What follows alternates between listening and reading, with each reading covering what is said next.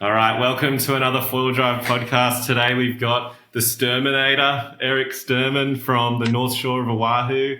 He's kind enough to join us on his trip down in, where are you again? I'm over here in El Salvador for the WSL contest. But I'm Amazing. filming. I'm filming for it. Yeah. So But I that's do got your, my boards. I got my boards. So oh the wow, surfs, the Tahiti swell should be hitting here tomorrow. that's blasphemy. If you're not supposed to have I shortboards know anymore. it's too much of a pain to bring the foils all the way down here, but yeah, taking Um, a break. so for people that don't know you, do you want to just give yourself a little bit of an introduction? My name's Eric. I'm born and raised on the North Shore of Oahu.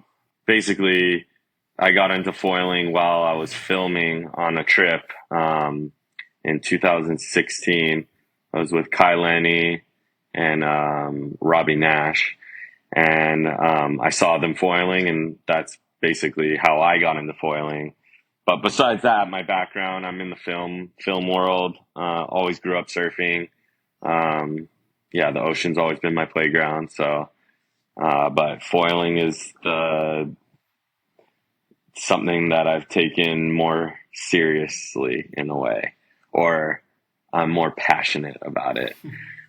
It's kind of funny how that works. Like surfing, I've always loved surfing. I've always traveled with friends and gone on surf trips. But foiling, I feel like it's funny how you try to find more people and become friends with more people because I don't know, it's a unique sport that's growing, and It's an yeah, inclusive sport. It's like I yeah, feel like you're trying to find people to foil with because it's not so much of a selfish outlet where you just want all the best waves to yourself. You kind of exactly, yeah, yeah.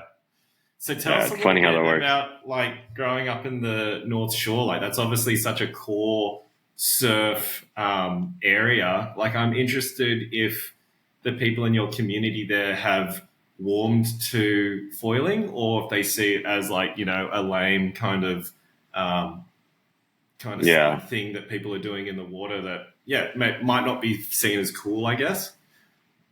yeah. N- I wouldn't say there's any issues with it. It's not like people are saying, "Hey, get out of here! Don't foil over here with it." But also, I feel like people are just smart and know like there's certain breaks that you just shouldn't be doing it, and um, it also it's not good for foiling in general. But yeah, everyone's been kind of psyched. I wish more people were into it. I try to get a lot of my friends that are high level surfers and to start foiling because they should. Um, but they don't for some reason. Maybe they do think it's lame in a way. There's some friends that tease, they're like, they'll do the pumping squat motion and be like, "Oh, you having fun out there?" It's like, "Yeah, I am. You have no idea, dude." But yeah, there's always going to be. It's it. The thing about foiling, I feel like the biggest reason a lot of people don't get into it is because it is a big investment, not just money but time and having the discipline and getting that humble pie, like we always say. It's in a way, it's a lot to like, oh, go and set it all up and learn. And people don't want to suck at first, and we all have, and we all go through it. And once you come out on the other end, it's the best freaking sport in the world, man. Yeah, I think that's a really good point that people forget is that a lot of people that have come into foiling, they come from like another sport, like say surfing or a wind sport, where they probably have grown up with it. So they've forgotten how long that learning curve is because as kids, they had endless amounts of time to spend in the water. But like now, as an adult trying to learn a sport, you maybe don't have as much time because you're looking after kids or you've got a job that's really, takes yeah, up all your time. So the moments that you do get in the water, you don't see a huge progression in a short amount of time. So, and people hate being middle-aged learners. Like they want to be good at whatever they do straight away. yeah, yeah. So, And that is definitely a thing that's deterring a lot of people. But again, there's a lot of guys on North Shore that are getting into it. A lot of lifeguards, so that's cool. But the town guys, they just have it. They have it on dial. A lot more locals up there foiling than North Shore, but I don't know. Less population, I guess. Percentage wise, we're the same. I've I've personally never foiled over. Oh wait, no, sorry, I have foiled over on the North Shore one time. It was a really fun little break. But how you said it's not really geared towards foiling. Like obviously winter you get big swells, but I know summer it's. I've never been there in summer in the North Shore, but it's small, right? Or is it pretty much Yeah, getting crazy? summer's flat. We'll get little sneaker swells here and there, but for the most part, it's flat. But there's always some breaks that are geared more towards foiling, I'd say, instead of just a big steep drop and not much of a channel. So you shouldn't be out there with a foil thing. So I think from what I've seen, you got really hooked on downwind. That's kind of when I first started seeing like all your content out on the internet because it just looks like you were you prone foiling before that, or did you just go straight into sup? Yeah, Aaron Evelyn, he's like my partner in crime with foiling, but me and him were just doing beach runners at first with prone boards. So we would catch one wave and basically like try to get as far as we can, and we just keep linking ground swells as far as we could. So that was before we even knew what downwinding was. We didn't even think it was possible. And then it's hard to remember. It's so long ago now. I swear we saw like Dave Kalama and Alex Gofoil. Yeah, Alex Aguera.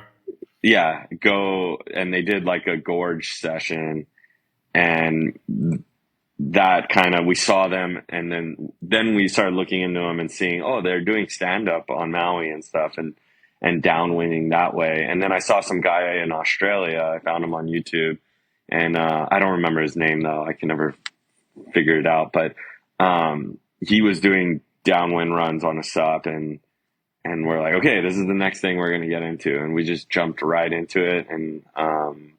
And in the meantime, while we're waiting for our boards to get made, we're doing little chip shot and then downwinders on the North Shore, little 2 mile prone downwinders. And we would try longer ones, and we'd have long paddles in because we're just farther out. But once we got our sup boards, we'd start practicing the surf, and then we just, okay, let's try. I think we're ready. And we'd start sending downwind runs with our big old sup boards. Epic, dude. Yeah, I think I had a pretty similar experience where like the sup downwind really kind of captured my eye just because maybe I was trying to get away from crowds and stuff like that. Like and really the prone stuff here in Sydney, it sounds pretty similar to North Shore. We get like really dumpy kind of heavy beach breaks where it's maybe not amazing for prone. Like it's definitely doable, but like it's not Yeah. super set up for it. So yeah, so I kind of like you definitely caught my eye because like obviously you make amazing video content because that's your skill, like that's your job, and then I just kind of followed your track because I liked how honest you were in your movies of like how freaking hard downwind is. Like I like that because Yeah. I like when people, are not afraid to show their humility because, everyone knows Instagram. Most people only show the highlights of their life. But I think it's so Yeah. important to show how freaking hard downwinding can be. And then, Yeah. yeah, And you know what's funny, dude? I miss it, man. I miss that growth. Like, I always tell guys that are getting into it, I'm like, enjoy it, man. Enjoy the suffering, because I wish I could go through it all again, because it's so rewarding once you achieve those goals, and you get, like just that first pop up, how stoked you are. And then after, it's still, you're popping up every now and then, but it's still like, dude, did you see that pop up? And you're getting better and better. And now it's just like, but but at the same time, it's not just because we're doing channel crossings, and yeah. we're doing these epic races coming up, and The scale just gets crazier and crazier. Like how many miles can you send, or like how small of a foil can you get to? Like it really is exactly. starting to get crazy, isn't it? Like when Yeah. you think about what we were doing maybe a year ago. So Oh, it's insane. I'm like on this little 700 wing now. It's crazy. for someone of your caliber who's like, at the peak of downwind sup, it caught my curiosity that you were intrigued about foil drive. So kind of run me through why that that intrigued you or why you wanted to explore with that. Like, if you could do everything on sup, then what was the point of going to the foil Yeah. drive? Yeah. So Paul Cooper took me out on one, and it was just in the surf. And we were in challenging conditions, but I was still able to just quickly learn. And I've never really e-foiled before, and foil drives, obviously, I wouldn't even compare it to a legit e-foil, but I was able to catch on pretty quick and catch some waves and then motor back out and catch some more. And I saw the potential of it and how quickly I was able to kind of pick it up. And I basically want to get as many people downwinding as possible, and I know there's a lot of guys that are against it in a way because they don't want to learn and suffer with the stand-up paddle and learning. So I just want to be able to take guys on one of my subs with a foil drive on it, and they're gonna get a hint and like a taste of downwinding, which they probably never would have, truly going far out to sea and not being worried about falling as they would with that. So it's just a quick way, for one, of bringing out friends and trying to get them into downwinding. But it's also great for just me wanting to have fun on a little prone board. And whether it's me just running out front of my local break, you know, jumping in, surf foiling there a little, and then, oh, it's a little windy, I'm going to just shoot it up a little ways, which is actually really easy, I'm finding, and turn around. And you're not using much energy. I'm shocked at how long these batteries last, by the way. But you're not using that much energy if you're gliding good. Go upwind, turn it around, and then just enjoy a downwinder right back. That's cool. It's not every day you're going to be doing that. It depends on the conditions.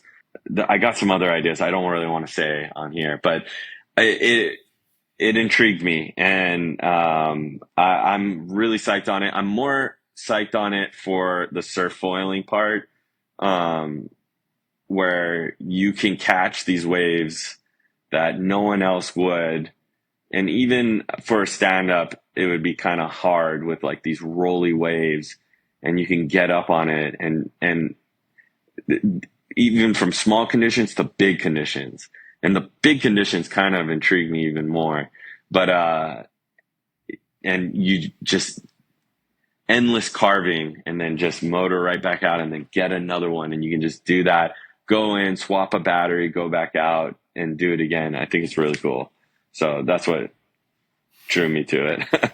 Yeah, I think your first YouTube video with your buddy who was on that Yeah, Aaron. downwind sup, it was so cool because like he did the normal downwind run that looks like your local run, and then he came in and you were like, oh well, I'm just going to go back upwind for 2 miles and do another lap. So it was just like it's maximizing your time, and like you know yourself, you could do that on a sup already. So like there's no real challenge anymore. You're just trying to maximize fun in the ocean. So I think that's, and what's really cool is if Aaron got one too, you could probably just motor back up to the start. You don't have to worry about getting a lift. So that's like for me, that's just it. But instead we hitchhiked.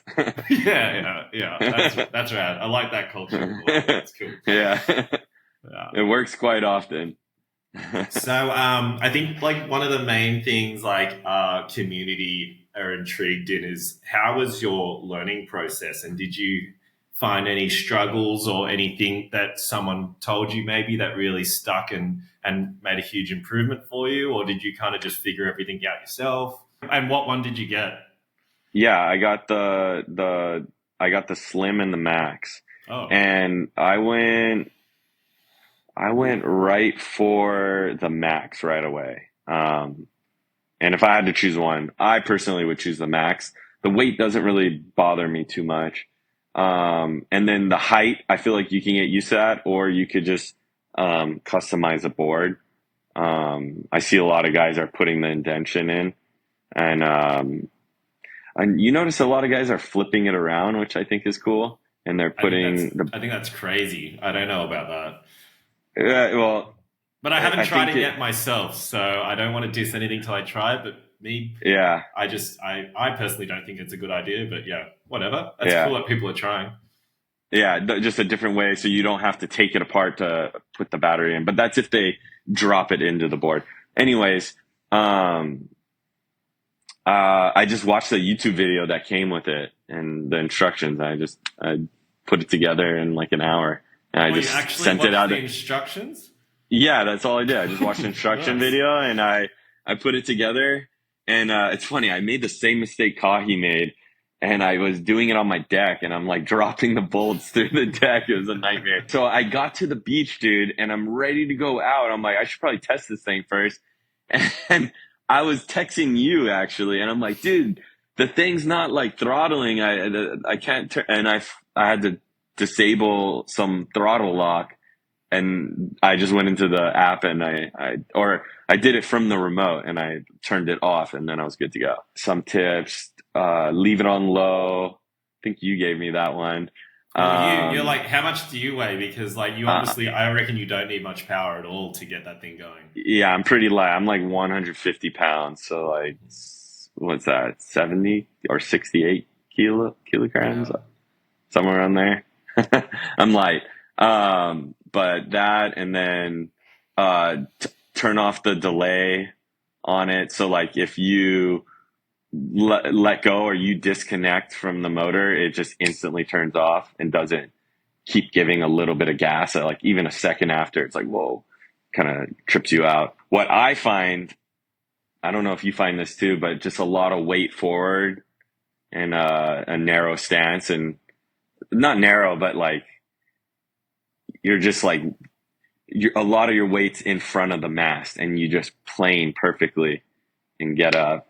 It's just one of those things where if the more you do it, it becomes natural. And like at first, you're a goofball and you're falling all weird, and you're like, this doesn't make sense. And then once you're used to it, it's like I can get up in the flats easy on a little 26-liter board.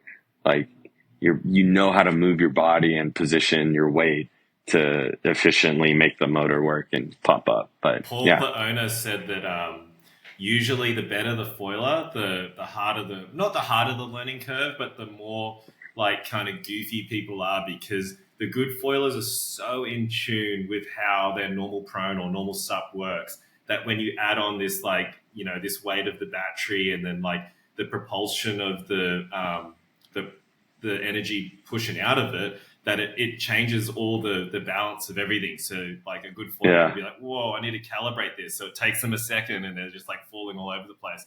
But then like what you said, after your muscles kind of realize what this extra power does or what this weight does in yeah, this area, your brain calibrates like, oh, okay, I'm on now. Just need to move a bit forward, move a little bit back. Like, yeah. And the other mistake I was making, I was like full gunning it, you know? So you're like hitting in and then popping back out, hitting in, popping out, and you're going boom, boom, boom. And if you just let off of that throttle and you just, I don't know, you find that sweet spot where you think it's just not going to keep pushing, but it actually, yeah, it glides perfectly. But you can also dumb down the throttle. Have you done that in the settings? well, I like having that power when I need it. And then once I'm up, then I just ease off and I find that sweet spot. Right. And then, sorry, Yeah. with all that, you were on your prone. Is that you were Yeah, just on so prone? majority of Yeah. the time, yeah, I'm on a little prone board. And I did one of the races on the prone board. I next time I do it, I want to do it on a sup board. I feel like having a little bit more board and that weight, and just feel like I can distribute the weight a little better. When I did one of those little Oahu foil races with the foil drive. I was I don't feel like I was in the right spot with the mast and the weight, and I felt like it was too far forward. So I was both my feet were in front of the mast too much. So I felt a little unstable when I was hitting those high speeds. Um, yeah. So I want to mast further back so I can slide my back foot right above the mast. But yeah, I just wasn't fully dialed in yet with my board and it. But the race went good. It was fun. Did you get up just as fast as the SUP guys or faster? Oh, I think yeah, just as fast or if not, well, yeah, I'd say the same amount of time. But now I feel like I could pop up faster. Well, it depends. Everyone's so good now, man. It depends on the conditions. But yeah, I popped right up. It was no problem. And tell us a little bit about the race. Like, I'm curious. Was like obviously that's a local race that John Hearn puts on, and it's mainly SUP. But yeah, I'm really keen to bring like a foil drive division into it because there's like a lot of foil drivers in town and around Oahu. Yeah. So that was like that's why we really gravitated towards you, because we're like, whoa, if you're going to push this is epic. We really want to make a foil drive division in a lot of these races because, like you said, it just makes it super inclusive. Like we want as many people downwinding as possible, and if this is their first step into a downwind race, then amazing. Because then after that, they can like use those skills and then develop into SUP or wing, whatever they want to do. So tell us a little bit about the crew. Is there many people doing it? Yeah. So not there's only like I think 4 of us on foil drive at the moment, but we're trying to get more guys to do it.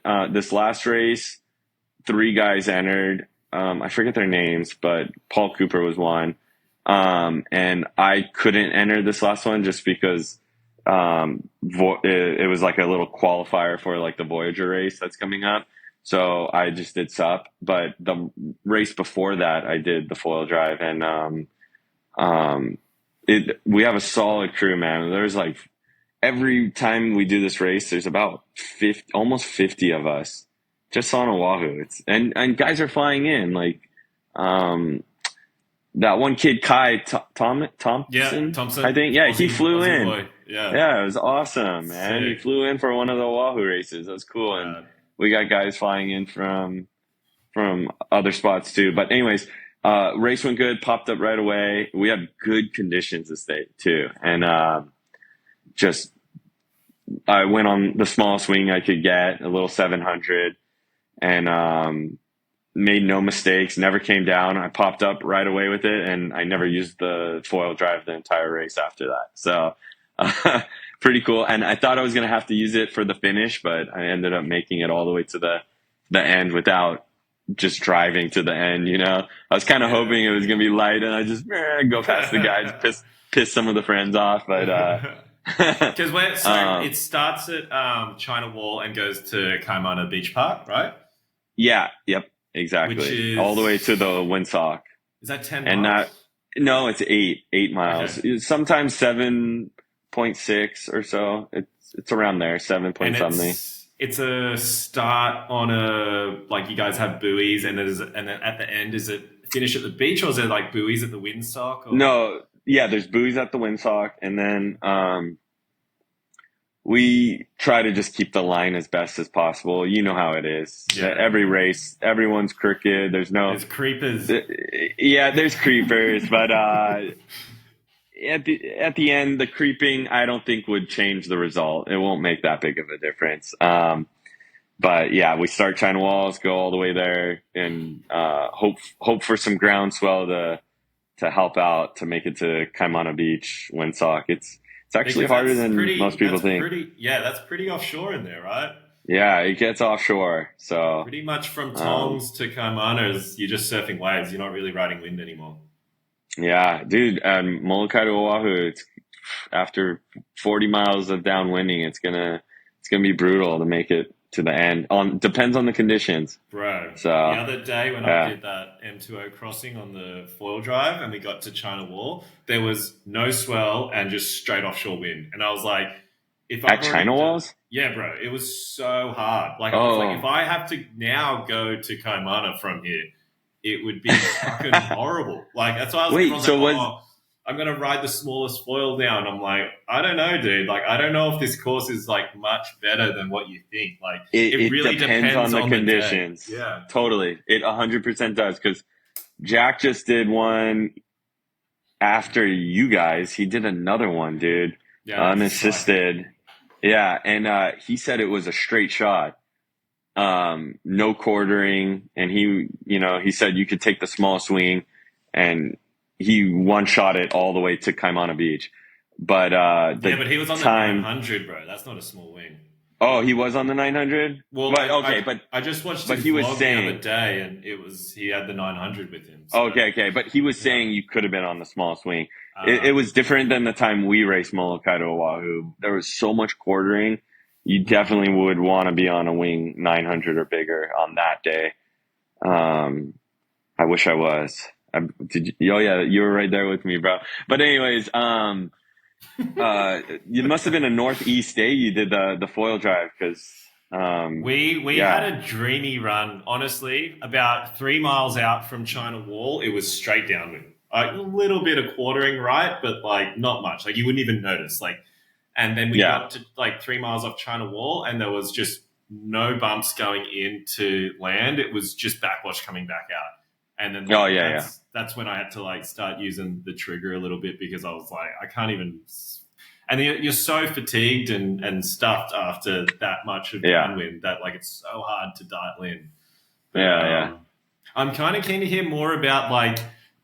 So Paul Cooper and I had like a really interesting chat about how you think foil drive divisions should be. Like, should they be in like more of a, say if you were to start at Hawaii Kai, that's like in bumps, but say the foil drivers had to start inside the bay where there's nothing. So it's like a flat water start. And say like you finish in at the beach, not at the windsock. So then you have to figure out, and then like, does everyone have to use the same battery? Does everyone have to like...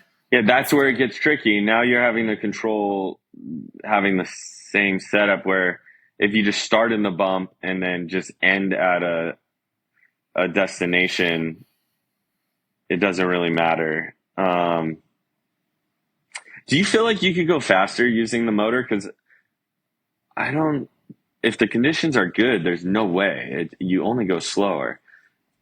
My idea is if you're not dipping your pod, you're faster. You should be faster because you're riding super high. And then also if you're riding a smaller board, there's less wind resistance, so you should be going faster.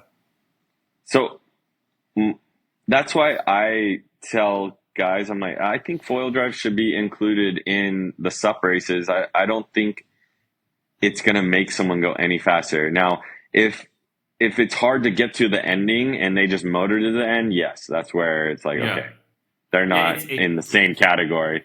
But I think if it was a clean shot, there's no way.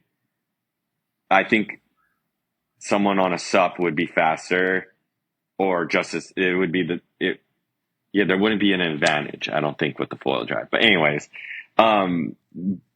but what was your question? If they should be their own category, or no? I'm just, or how should the race be? Like how they should.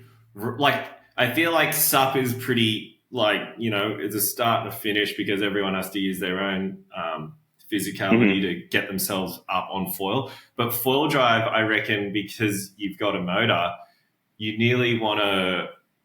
I'm just thinking also in terms of, this is like my marketing mind going off. Like it'd be really cool if you start at like a beach, because then like everyone can watch everyone take off, and some people can get going and then some people don't get going because they rode too small of a foil and they can't flat water start it, or it just makes it a bit more interesting. I feel like SUP downwind races are a little bit boring for viewers because A, they haven't figured out live streaming yet, and B, because they got to start in the wind line, no one can freaking see anyone start, unless you're on a boat sitting right next to them. And then if they're finishing at Kaimana, where out at the windsock, if with binoculars, you can be like, I think that's, who that's.